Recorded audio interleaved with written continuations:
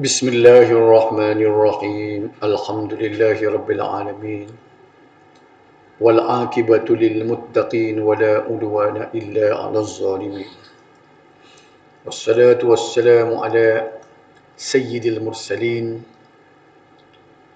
wa ala alihi wa ashabihi wa man tabi'ahum bi ihsanin ila yaumiddin. Muka surat 155 bahagian bawah tu sikit. Tilik olehmu kepada perkataan Imam Malik. Start situ dah. Tilik olehmu, maknanya perhati, amati. Perhati kepada gapo dia ni? Perkataan Imam Malik, pendapat Imam Malik. Imam Malik ni imam mazhab yang kedua dari segi turutan dia, lepas Imam Hanafi. Jadi masyhur perkataan Imam Malik ni dari segi akidah, iaitu mengisbatkan, menetapkan sifat-sifat Allah, khususnya sifat istiwa. Sebab itulah dia tulis di sini, tilik olehmu kepada perkataan Imam Malik rahimahullahu ta'ala pada sifat istiwa. Istiwa ni ialah, kalau dalam bahasa Arab, perkataan ini adalah masdar. Perbuatan fi'il dia ialah istawa yastawi. Istawa yastawi, istiwa. Dalam Quran tidak digunakan perkataan istiwa, digunakan perkataan istawa. Pokok yang menjadi perbincangannya ialah perkataan istawa tadi. Baik, kita tengok dulu apa dia kata. Bermula istawa diketahui dan kelakuan tidak diketahui, kata Imam Malik. Dan bermula perkataannya tidak seperti seorang makhluk menafikan akan menyerupai. Rujuklah kepada perkataan Imam Malik rahimahullah ta'ala terhadap sifat istiwa. Sebagaimana disebutkan tadi, dalam Quran digunakan perkataan istawa. Dari segi bahasa dipanggil fi'il madhi, past tense, perbuatan yang lalu. Yang popularnya, yang acap kali lebih kurang rasanya ada 3 kali. Tuhan menyebut Ar-Rahman alal arsyistawa. Istawa. Ar-Rahman maknanya nama Tuhan. Tuhan yang bersifat Ar-Rahman atau yang bernama Ar-Rahman alal arsy, di atas arasy, istawa, beristiwa dia. Gapo gak istawa ni? Kok mana pun Tuhan sebut, Tuhan nama Ar-Rahman beristawa di atas arasy. Istawa ni mugo lagu mana? Orang Arab dia faham perkataan istawa ni sebagaimana penggunaan seharian dia. Dalil dia dalam surah Az-Zukhruf, Allah Subhanahu wa taala disebut, "Izastawaitum alaihi fataqulu subhanalladzi sakhkhara lana hadza wa ma kunna lahu muqrinin wa inna ila rabbina lamunqalibun." Maksud dianya, apabila kamu berada di atas kenderaan, Tuhan kata, dia ajar kita, maka kamu berkata, fataqulu subhanalladzi sakhkhara lana, sampai akhir ayat. Dan kita ambil ayat ni sebagai doa nak naik kenderaan. Kita baca dah. Bukan steering kereta kat subhanalladzi sakhkhara lana hadza sampai habis. Naik motor kau, naik gapo, macam Nabi dulu Tak ada kereta, tak ada motor, dia naik kuda, naik unta, Nabi baca. Sebab kereta Tuhan, izastawaitum. Dari sebut, istawaitum bila kamu berada di atas. Maka mu bacalah. Jadi menjadi sunnah, kita bacalah. Kalau kita naik kapal terbang Saudi lagi Mekah, diajar subhanalladzi saqqala lana, disuruh kita pakai baca. Agak-agaknya kena belaka doa ni. Biar kena ni. Ada tulis ke pinggir kertas. Dia tepek dari kereta. Ramai orangnya dia di dashboard kereta. Naik subhanallah. Pergi cari stiker ada apa. Gapo nak ayat sakninya? Dalam ayat tadi Tuhan kata istawaitum. Kamu berada di atas kenderaan. Jadi orang Arab istawa ni duduk di atas. Mana dia? Ayat tadi. Faham tak? Dalam ayat lain pula Tuhan cerita bahtera Nabi Nuh bila lepas banjir besar tu kan. Wastawa ala judi. Bahtera Nabi Nuh tu tersadai berlabuh di Bukit Judi. Jadi orang Arab faham Quran tadi. Istawa ni berlabuh, duduk di atas. Tersadai. Tiba-tiba hak dia faham istawa perahu bahtera tu tersadai di Bukit Judi. Dan kita naik kenderaan pun istawa itu, Tuhan kata, Tuhan guna perkata istawa juga. Tiba-tiba kau dia sendiri, Tuhan guna istawa juga. Boleh faham tak ya? Apa nak kata lagu mana? Tuhan, kita duduk atas kenderaan, dia panggil istawa itu. Istawa lah. Bahtera duduk atas bukit, istawa juga. Tuhan di atas arah, istawa juga. Baik. Bila lagu ni nak kata gap, nak bubuh makna lain, nak pasal makna lain, Nabi tak ajar. Kalau Nabi kata jangan terjemuh Ar-Rahman alal arsistawa tu, jangan kata Tuhan berada di atas aras, kena kata lagu ni, mu ambil perkataan lain. Tak ada. Nabi tak ajar, sahabat tak ajar, imam pak mazhab pun tak ajar, tak ada siapa dia ajar. Tiba-tiba turun ke bawah 200-300 tahun ni, adalah mula orang ni kata tak boleh. Kalau kita kata istawa Tuhan ni duduk atas aras serupa dengan kita, kan nampak Tuhan duduk cokos pun duduk atas motosikal, duduk atas kereta. Dia mari mikir belah tu. Maka kita tukarlah dengan makna bukan duduk di atas tapi memerintah. Kalau dalam bahasa Arab diguna perkataan istaula. Dia tukar. Dia tambah huruf wa. Istaula, istawa. Tambah huruf la. Istaula. Ada? Itulah nak ayat ceritanya. Apa kalau kita tanya, Sayyidina Abu Bakar, Sayyidina Umar, Sayyidina Utsman, tak ada kau terfikir sepuluh ilmu terfikir. Takut jadi serupa Tuhan dengan makhluk. Imam Syafi'i, Imam Hanafi, Imam Malik, Imam Syafi'i, Imam Ahmad Hanbali. Tak ada kau dia terfikir lagu tu. Tak. Sebaliknya, dia kata belah ni. Dia tidak tukar makna. Dia kata lagu ni.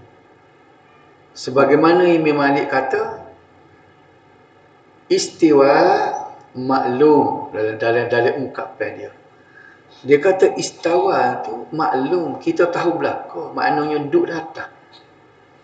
Wal kaifu majhul. Lagu mana kaifiyah, cara-cara Tuhan duduk di atas tu, mana kita tahu, dia kata. Wal imanu bihi wajibun. Percaya dan beriman tu dengan Tuhan duduk atas arah tu wajib. Katanya Imam Malik, wasu'alu anhu bid'atun. Dan bertanya lagu mana Tuhan duduk tu, itu perbuatan bid'ah. Orang tak tanya pasal bagai Tuhan. Nak halih makna istawa tu kepada perkataan lain, dia tak berani. Takutnya marah Tuhan, marah Nabi. Faham situ dah? Butir ni lah boleh ke orang setengah orang hak baru ni, siapa-siapa dia kata Allah duduk atas arah, kafir. Ni royaknya orang ni orang tak khabar. Sebab apa? Tidak duk kita je kata lagu tu. Imam Malik pun kata, Imam Syafi'i pun kata, Imam Hanafi kata, Sayyidina Abu Bakar kata, Umar kata, Nabi pun tidak halis pun dia mau terima. Faham tak? Ada gegel-gegel dah ni. Siapa dia yang kata Tuhan tu berada di atas aras, terjemuh istawa tu dengan makna duduk di atas aras, jadi kafir. Oh, tak apalah kalau dia mau kata kafir. Tunjuk getek kafir ke demo-demo. Boleh faham nak royak ni? Boleh faham? Ni Imam Malik. Kita menetapkan sifat, tetapi pasal apa Nabi itu dia tidak bimbang bila dia kata dia terjemuh apa ni istawa tu, dia lok orang faham duduk datang. Sebab Nabi yakin bila mari ayat walam yakul lahu kufuwan ahad, tidak adalah Tuhan itu serupa dengan mana-mana makhluk. Jadi Nabi yakin umat Islam ni bila kata Tuhan duduk atas harap, duduk tidak serupa kita duduk. Duduk tidak serupa makhluk duduk. Boleh nampak tu? Jadi kalau lagu tu punya benda, tidak salah lah kalau kita kata Tuhan duduk. Hak salahnya kita kata Tuhan duduk supaya kita duduk. Tuhan duduk supaya makhluk duduk. Nampak situ tak? Agak-agak boleh faham tu dah. Tengok dia kata istiwa diketahui maknanya. Makna apa? Duduk datang. Sementara kelakuan, lagu mana tak sibuk dah. Lagu mana kau kelakuan Tuhan duduk tu tidak diketahui.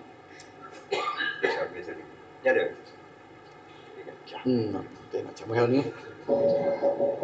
Payah lagu ni. Sedapnya kasih dulu.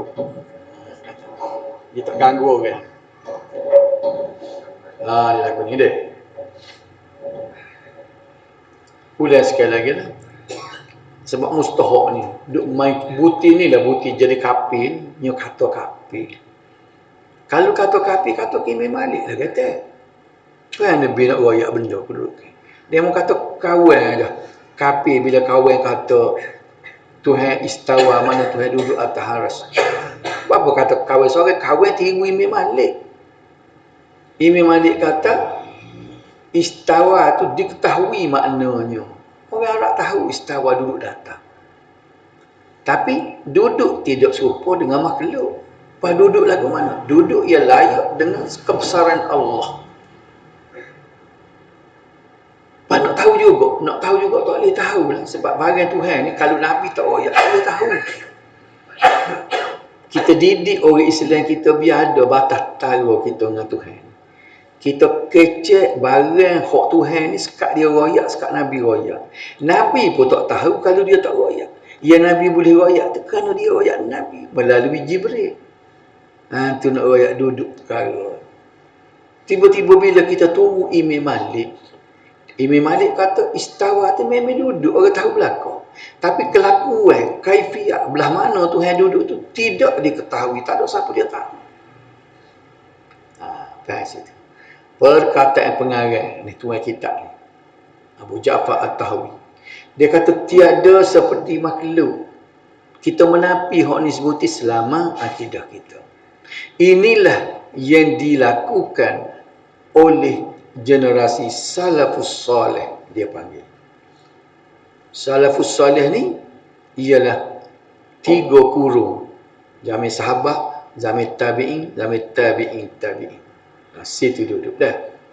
Ialah menafikan keserupaan Allah dengan makhluk. Sebutlah gapo tu hak duduk di Tuhan, yang benda tu serupa dengan kita, tak ada masalah. Cuma jangan kata serupa. Bila dalam ayat lain Tuhan kata tangan, yadullah Tuhan sebut. Kita kata bila Tuhan kata tangan, Allah tanganlah dia. Tapi tangan yang layak dengan kebesaran Allah dan tidak serupa dengan tangan makhluk. Pas jadi kafir lagu mana? Jadi kafirnya bila kita kata Tuhan itu tangan dia ada jari, ada kuku seperti kita. Betul tak? Lagu tu jadi kafir semua. Hak apa tu? Hak demo kata lagu mana? Kita kata supaya Imam Malik kata. Tangan yang layak bagi Allah Subhanahu Wa Taala. Di situ. Jadi bila kita kata gitu, sudah dia kata kafir. Tu orang panggilnya dia berani hak debek sebab kita. Dia berani tunjuk jari kita ni kafir sebab kita ni orang debek, orang tak pandai, orang kampung. Kita kata tunjuk demo tu aja, tunjuk ke demo ni. Tunjuk ke Imam Syafi'i. Berani. Bapa nak tunjuk ke Imam Syafi'i, dia kata Imam Syafi'i kata sebab kawan kata. Rasa faham nak royak dah. Adik tengok tu.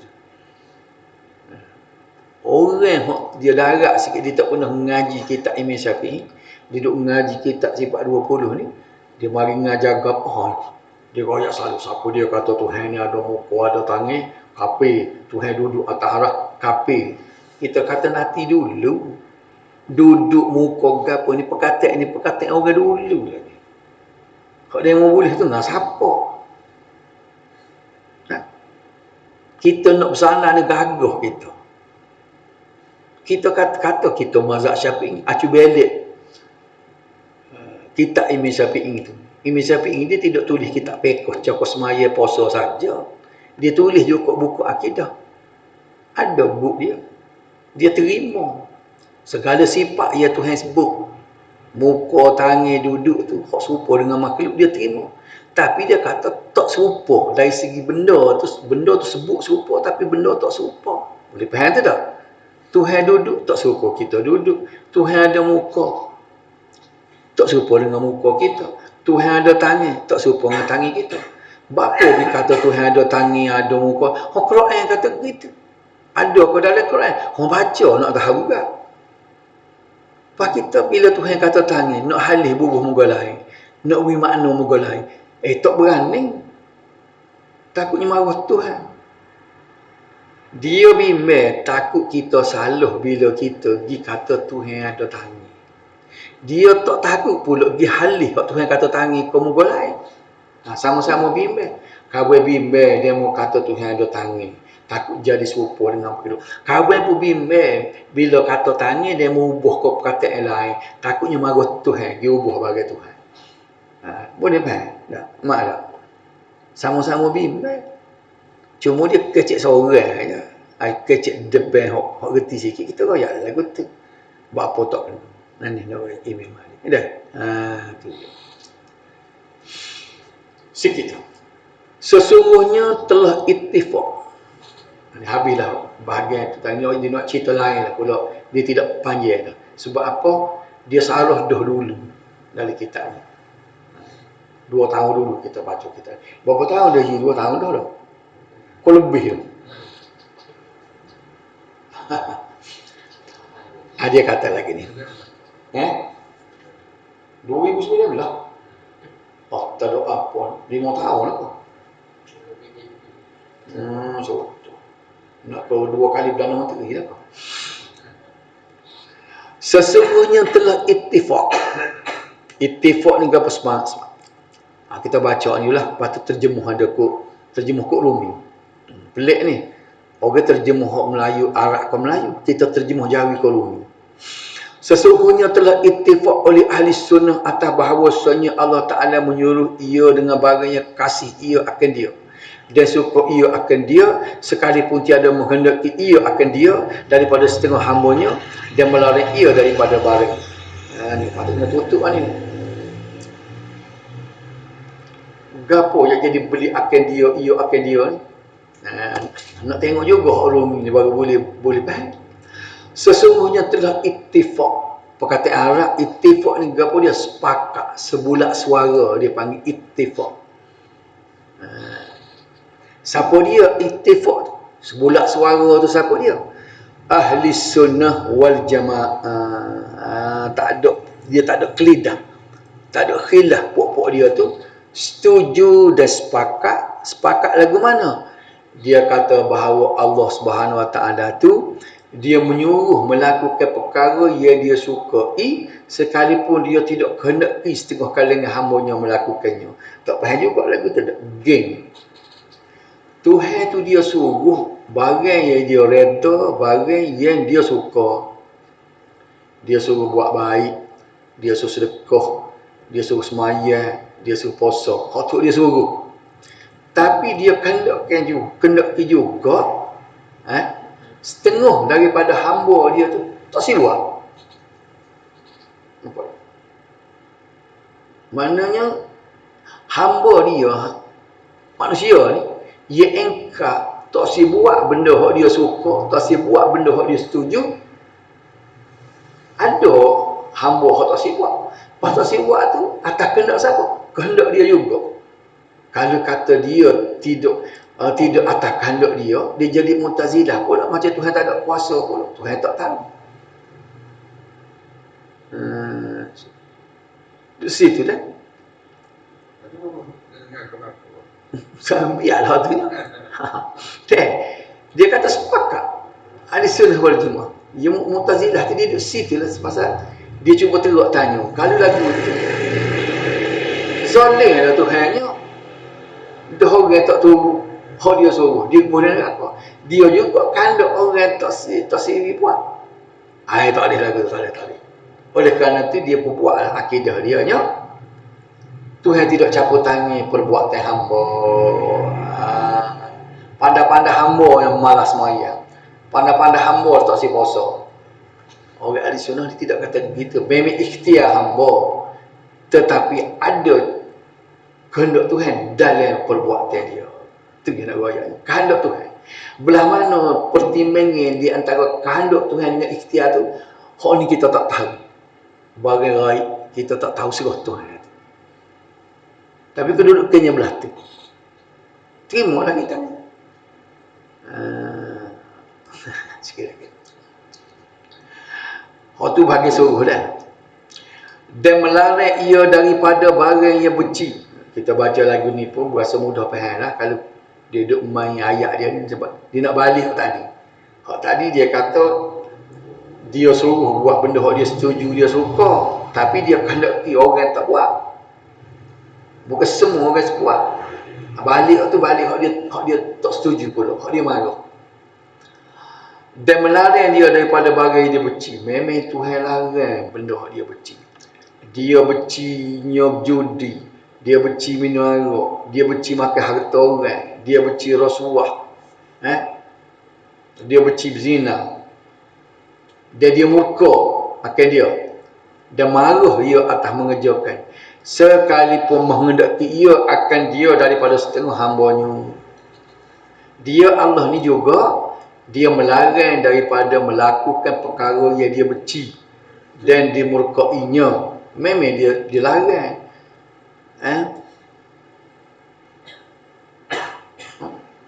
La ta'kulu amwalakum bainakum bil batil. Janganlah kamu makan di antara kamu harta secara tak betul. Dia larang kata tak? Sebab dia benci. Dia benci perbuatan tu, dia larang. Lepas tu, walaupun dia kehendaki setengah daripada kehalangan hamba dia tu, buat juga. Bila-bila dia larang, gilang atara, dia buat juga. Lepas tu, jadi dia buat tu, kehendak dia juga. Nampak di sini? Maka terkadang kasih ia dan reda ia akan barang yang tiada menghendaki ia akan dia. Sedap ayat ni. Hak Rumi pun dia ayat ni juga dah. Dia tulis Rumi dah. Baca tak faham juga dah. Lagu tu dia. Boleh faham? Dan terkadang kasih ia dan reda ia akan barang yang tiada menghendaki ia akan dia. Sedap dia. Kalau masuk periksa bahasa Melayu, bahasa Malaysia tak faham. Ya. Dan terkadang marah ia dan benci ia akan barang yang menghendaki ia akan dia. 4 kali ia. Agak pun nak bayar. Kadang-kadang Allah kasih dia reda terhadap perkara yang dia tidak kehendaki hamba-Nya melakukannya.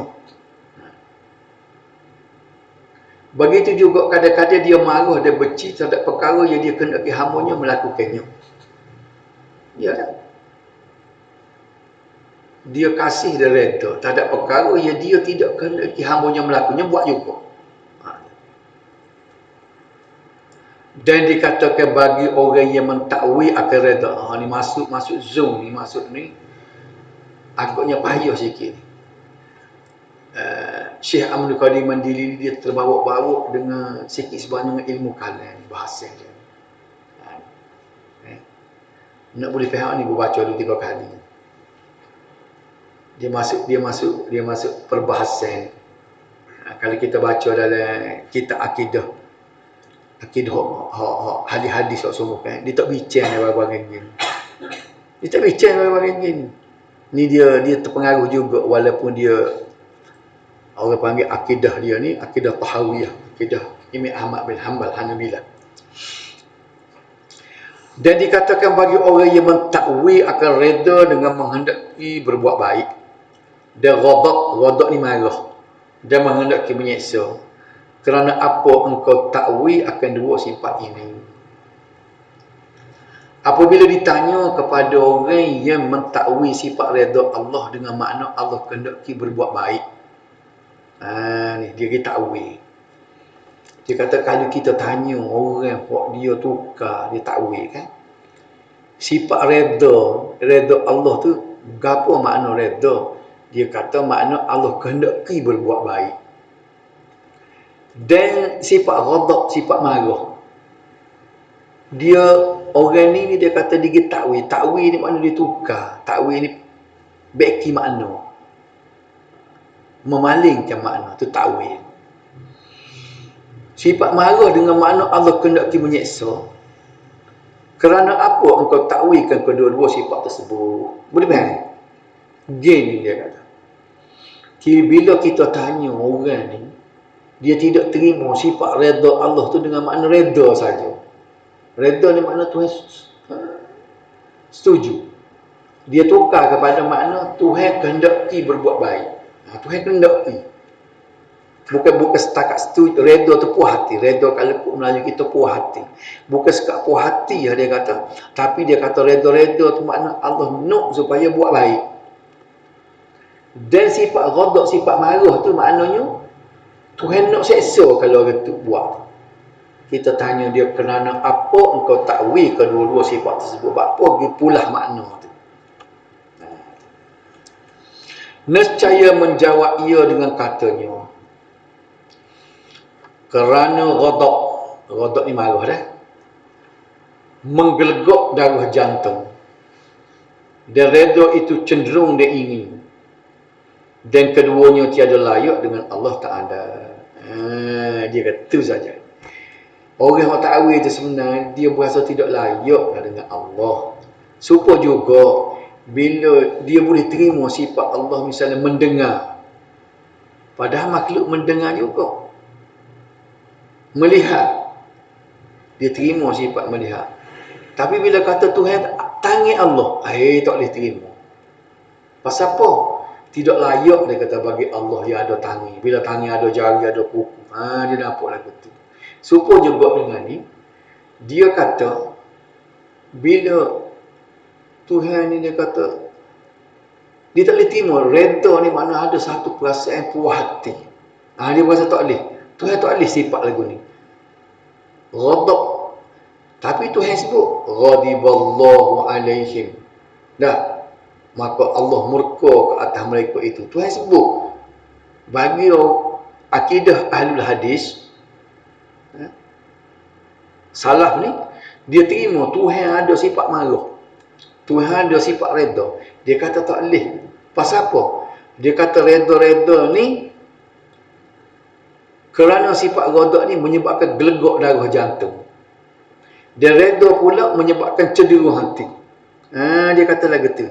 Dia banding kita. Bila kita marah lagu mana? Merah muka, kacik gigi. Loh. Gapo lagi? Perlu. Kalau jenis orang nak marah, kalau ketak. Lagu ni tak boleh, dia kata. Tidak layak bagi Allah. Di siapa sih? Tidak terima juga sifat marah. Dia ayat ni dia kata. Pasal apa? Supaya juga redha. Dia kata redha ni sedangkan redha ni berasa setuju, senyum, puas hati. Jadi sifat lagu ni dia tak boleh. Tuhan tak boleh ada sifat lagu ni. Jadi baru kita tahu juga mana ni. Golongan khalah mutakallimin ni kan. Adik-adik sifat ni pun dia kena tahu juga. Tak boleh terima. Apa ni? Terukkanlah mikir tu. Oh. Kalau dia kata musyabbih sebenarnya musyabbihahnya. Kenapa dah?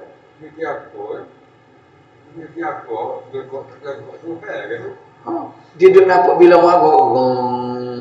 Apa tiku dia kata Tuhan mendengar, dia tak nampak. Apa tak nampak lagu tu pula? Melihat, memang celung-celung. Apa boleh terima pula sih? Tapi marah dengan redha dia tak boleh terima. Dia terima, dah Tuhan kata ghadiballahu alaihim, Tuhan marah kata mereka. Tak apa marah tu dengar makna dia sebutnya Tuhan kehendaki menyiksa dia.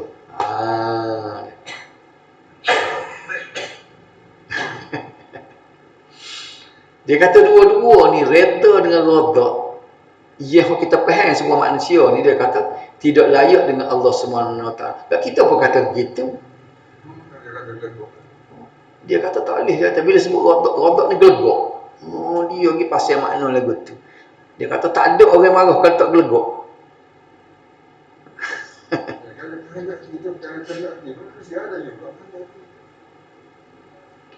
Tak tahu lah kita. Ni bahasa tak faham ni. Tahi boleh, tahi tak boleh. Sebab tu Mu'tazilah sendiri dia tolak belakang. Ni dia jenis Asy'ariyah mutakallim ni, dia jenis orang panggil baina duduk celah. Hak ni terima, hak ni tak. Payah orang panggil macam sekerak ular, sekerak belut. Boleh faham tak lagu ni? Tak ada apa. Dia kata tidak layak bagi Allah. Bunyi loceng lah. Sepenik ni. Kita dengar jawab penan. Dan dikatakan baginya, dia kata menjawab gini. Bahawasanya menggelegak darah jantung manusia itu pekerjaan ia terjadi daripada sifat marah. Ia bukan dari sifat marahnya itu. Dan dikatakannya bagi pula seperti marah dan redha itu iradat makhluk. Maka jawapan untuknya ialah gelegak darah jantung manusia itu terjadi hasil daripada sifat marah. Bukan sifat marah itu tersendiri. Dia nak beza ni. Hasil daripada marah tu gelegak. Bukan marah tu gelegak. Dia nak sesat situ. Ada pun Tuhan ni, dia marah tidak menghasilkan supaya dia seolah-olah dia nak kata gelegak dengan marah tu benda tolak lah. Dia cuba pisah dulu sebelum dia nak jawab Tuhan ni tak serupa dengan makhluk. Gelegak, marah ni bukan gelegak pun bukan marah. Apa dia? Bila marah ni ada gelegak. Hasil dia baru daripada marah baru gelegak. Tuhan ni dia marah tak gelegak. Dia nak reaksi tu ya. Kan mak tu kata dia masuk falsafah sikit, dia kata jadi hak sikit kalau tak tahu lah kakak alik tak boleh faham macam nak royak mana? Pak kita nak royak ke mana lagi? Tapi ada orang faham ni, boleh faham tu tak? Faham tak ni? Boleh faham ni? Gini nak royak, nak perabi hak ni biar gelegak. Kita perabi bak gelegak. Lepas gelegak ni masuk. Dia kata Tuhan ni tak boleh kata Tuhan marah. Walaupun dalam Quran Tuhan kata ghadiballahu alaihim. Kita tak suruh ya redha tapi gelegak solah. Sebab dia kata bila kata Tuhan marah ni, dia kata dia jadi panas hati, gelegak, peluh ke sipu bulu kening. Dia nampak lagu tu. Kalau lah lagu tu dia kata tidak layak bagi Allah. Bahasa gelegak. Orang mari nak marah ni Berkerut bulu kening ni, bukan dia Tuhan. Jadi Tok Syekh ni nak jawab, dia tidak nak jawab itu marah gelegak tu makhluk. Tuhan dia marah tidak gelegak sebab dia tidak makhluk. Tapi nak bela sebelum nak sampai situ, dia cuba royak dulu dari segi falsafah. Hakikat gelegak dengan marah ni benda orang panggilnya benda bukan benda tula. Hasil daripada suka puas hati, maka senyum dah. Ceria muka. Ceria muka tu bukannya suka.